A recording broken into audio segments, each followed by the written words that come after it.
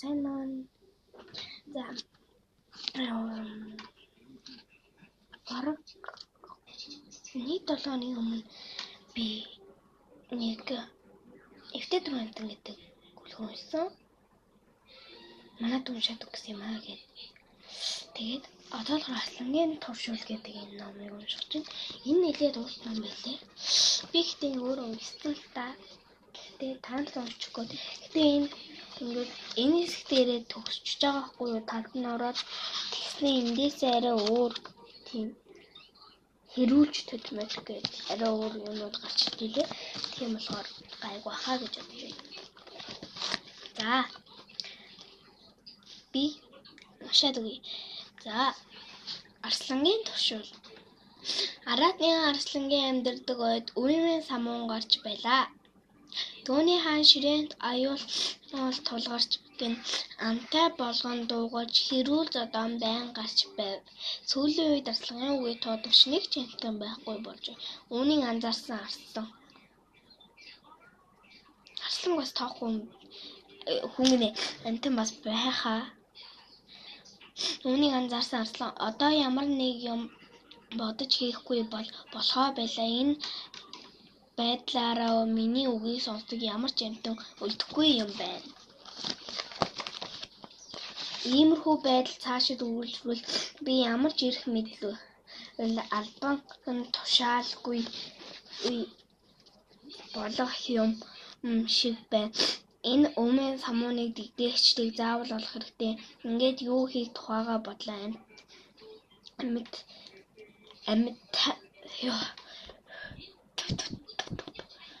амьтдын энэ донд юу болж юу ярьж байгааг надад илтгэж байдаг хэн нэгнийг олох хэрэгтэй юм байна. Ингэснээр амьтдыг самууруулагчдыг олж болно. Тэгвэл бүх зүйл эргээд хуучин янзандаа орж ад жаргалтай өдрүүд ирнэ гэж бодов арслан. Миний суугаа амтэн залтай бас сэргэлэн байх ёстой. Хаант усад минь болж байгаа бүх зүйлийн талаар надад мэдээлэх болно. Манай хаанд миний энэхүү шаардлаганд нийцэх ганц амтан байгаа. Энэ бол үнэг. Тэр л бусад амьтдын энэ донд сэмхэн орж чадна. Тийм ээ тийм. Энэ ажлыг зөвхөн үнэг л хийж чадна. Ингээд Аратны хаан арслан үнийг дуудуулжээ. Үнэг ихч их л хүндэт гисэн бас гайхсан байдлаар хаанд бараалхаж эрхэн дээцээ. Та намайг дуудуулсан уу гэв. Хаан арслан үнэгт хандав. Одоо намайг сайтар сонсож бай. Манай ойд миний хаант улсын нураа явуулгууд хийж байна. За бэжороо юу би тасныг юм хэлэх гэсэн. Хэдэн хоногийн имжлэг дээр нэг их төвт гарт юмсэн шүү дээ. Тэр чинь манай ах шүү. За би аав ээж агаа дүүгээс ичээд идэх имжлэг гэхээр би яагаад ингэж бичлэг хийж байгаа гэхээр угаан би бичлэг хийхгүй хэмэрч үгүй. Яагаад гэвэл би ингэж Ариуна гэдэг дүүтэй тэр мэднэ би хэлжсэн. Тэгээд би тэр манай Ариуна гэдэг дүү би бичлэг юулээ ямар ч та нарт хэлжсэн. Тэгээд тэрийг хийсэн манай би бичлэг хийж байгаа. Та ороо савсраг дараад өгөөч гээд би сасаад гэсэн чи баах бичлэг хийсэн. Тэгээд би ягаад миний дүн бичлэг хийгээд хаад би ягаад хийж болохгүй гэж бодоод хийж байгаа. Та намайг ойлгоорой. За тэгэхээр чи амтын нон сэмэрхэн орж юу болж байгаа надад ятгах хэрэгтэй байна. Энэ хэрэг явдлыг хэн зөвхөн байгууллагад байгаа олж мэдээд надад дээрээ хэрэг чи энэ даалгавраа амжилттай гүйцэтгэж чадвал миний хаант улсад хүснээрээ амьдраарай. Чамд ямар ч амтан халдаж чадахгүй. За тохиолдсон уу гэхэд үнэг. Эзэн хаан минь та битгий санаа зов. Таны ихтгэл найдварыг би талаар болгохгүй гэжээ. Ингэж хэлээд үнэг явав мэдээж зэлт үнийг завшаа нэг өөрсөө ашигтай болгох арга зам хайж ирлээ. Гэнэт түүнд нэг сайхан санаа орж ирэв. Энэ даалгавар бол дайснуудаасаа хамгийн хялбар арга юм байна. Хэрэв би хаанд очиж дайснуудаа гүтгэн буруутган хэлбэл тэднээс амархан салах болно. Тэгээд шааны дараа орох хамгийн их эрх мэдэх бүхий амьтан би байх болно гэж баясан бодож байв. Ингээд зэлтэй аргагүй нээсээр санааснаа гүйцэлдүүлэхээр замд гарчээ. Эхлээд тэр чоныг буруутган мэдээлжээ. Дараа бас барыг буруутган гэж гүтгэн мэдээлв. Эцэст нь зааныг бас арслан итгэжээ. Үнэг өөрийнхөө дургүй бүх амьтыг арслан орчин буруутган гэж гүтгэж байв. Ийм замаар дургүй амьтдаас салжээ. Харин арслан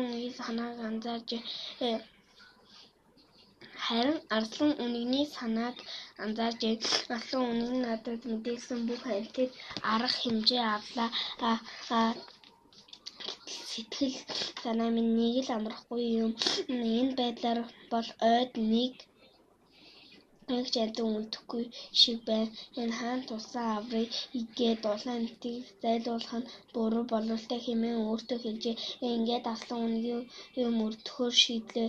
Өдрийн турш үнэний араас нууцаар дагажээ. Арслан үнэний хийж байгаа үйлдэлүүдийг хараад нүдэндээ ч итгэсэнгүй. Учир нь үнэг хаанд засгийг үнүүлээд байгаа буруутганыг олохыг огтхон ч оролдохгүй байлаа.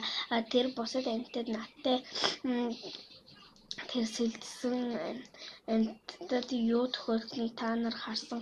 Тиймээс миний үгнээс гаралгүй хэлсэн үгтийн маань гүйцэтгэв гэж айлгаж байв. Үнэний энэ үгийг сонссон арслан маш их зочжээ. Энэ халаг гэж би юу хийчих нь вэ?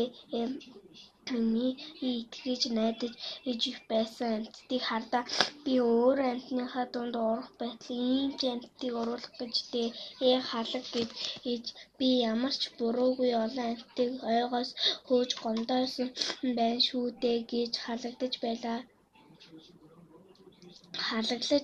Тэгээд хийсэн үгэлдээ харамсан бас уурлан буцжээ. Маргааш нүунийг бас л хэдэн нэр барьсаар ариутны хаан хасан дээр иржээ. Арслан юу ч болоогүй юм шиг. Тийм үү? Үнэг чи даалгавраа маш сайн биелүүлжээ. Гэтэл үүмээ самуун багасгах битгий хэл улам ихэсч эхэллээ. Ийм байдлаар үргэлжлүүл болохгүй. Одоо чи яваад бүх амьтдыг дуудаж энэ цуглуул хэдий бүгдийг энэ ойгоос өгөөр яахыг харъя л да. Дараа нь энэ ой зөвхөн чи бид хоёрыг болно гэж зарлиг буулга үнэгийг ой руу явуулжээ. Үнэг дуртай аргагүй бүх амьтдыг маш хурдан дууджээ. Амьтад хааны дуудсан газар яаралтай цугларчээ. Ариутны хаан арслан амьтдаа хандав.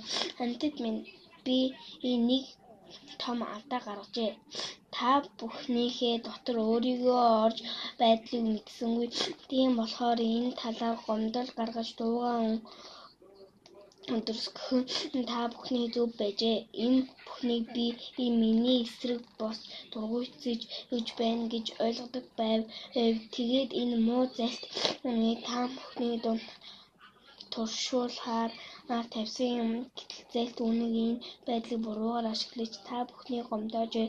Энэ бүхэн миний буруу. Та бүхнийг уучлалт гуйж байна. Үүнээс хойш үргэлж та нарын дунд байх болно. Амьтад та нартайгаа хамт байх болно. Одоо энэ муу үнэгт захих шийдлийг та нар өгөөрэй. Арслан ингэж хэлээд амьтдын үнэгийг хүлээх гэж өгчээ. Хүүе. Энэ үнэг чинь ямар хоёр нүртэй юм. Энд нэг ийм 5 цаг юм байгаа шүү дээ. Энд чинь юу шүү? Манай зураг дүүж байгаа. Тэгээд би чинь бас тайп мэп барьдаг. Тэгээд гэд тодроод байгаа шүү. За. Амьтад үнэгт маш их уурлаж үнийг шийдэхээр болов. Тэд үнэгт чи одоо яв чамаас болж хөгцөн.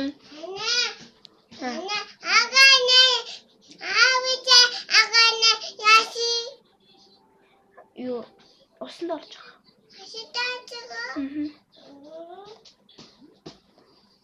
Дүүгээс ичээ шууд танд таллаа шүү. За.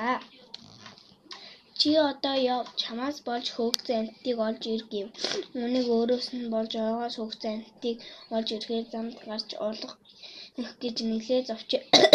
Тэгээд улаад бусад амьтад дээр чигсжээ. Амьтад шүнх өвөг шийтгэлээ бодож олсон байв.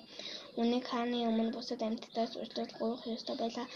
Амьтад бүгд наатны хаан арслан дараалхаж гин энэ зам нэг алхам урагшаа алхам ингэж хийдв. Хэрхэнсэг хаантар минь үнэгт таны өмнө биднээс уучлал гуйх шийтгэл өгч байна. Энэ ингэж уучлал гуйвал бид уучлана гэж үнэг хааны өмнө бүх амьтдаас уучлал гуйжээ. Алдангийн хаант ус амар тайван байдалтай эргээд орчээ. Амьтад тайван амгалан ад жаргалтай амьтацгаач гэнэ. За, миний бичлэгийг үздэг та нартай баярлалаа. Хүүе. Тэр миний бичлэгийг үздэг хүмүүсээ лайк, subscribe гээ дараад өгөлдөө.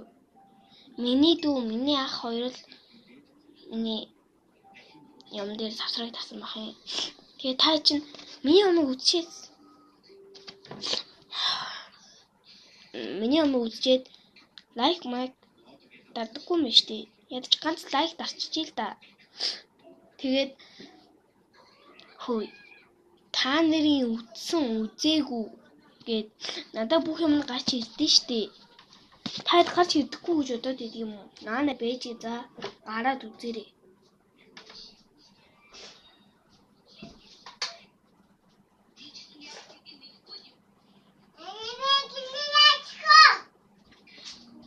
Тэг. Би та нарт гоё харуулъя. Би одоо 4-р ангийн хүүхэд 4-р анги тэгээ 9 настай.